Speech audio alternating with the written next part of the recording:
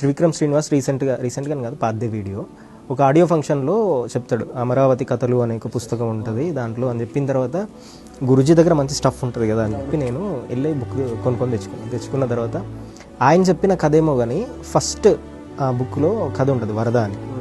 అది ఎంత బాగా అనిపించింది అంటే నాకు, ఒక ఊరు ఉంటుంది అమరావతి అని ఒక ఊరు ఉంటుంది. ఆ ఊరిలో అన్ని ఊర్లలాగానే ఇది ఒక నార్మల్ విలేజ్. ఒకరోజు సడన్గా ఊరికి వరద వస్తుంది, ఆ ఊరు మొత్తం కొట్టుకుపోద్ది. పోయిన తర్వాత వీళ్ళందరూ ఊరికి చివరున్న కొండ దగ్గరికి వెళ్ళిన తర్వాత వంటలు చేసుకుంటారు. అందరూ చేసుకున్న తర్వాత అందరూ తినడానికి కూర్చుంటారు.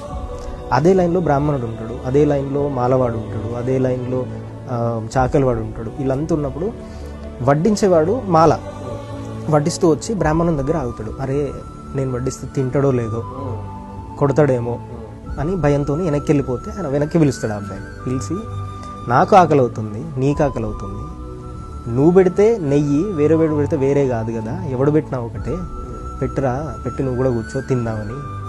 ఇక్కడ ఒక మనిషికి కష్టం వస్తే కులం రాలేదు, మతం రాలేదు, వర్ణం రాలేదు, వర్గం రాలేదు, ఆఖరికి దేవుడు కూడా రాలేదు, ఒక మనిషికి ఇంకో మనిషే వచ్చి తిండి పెట్టింది.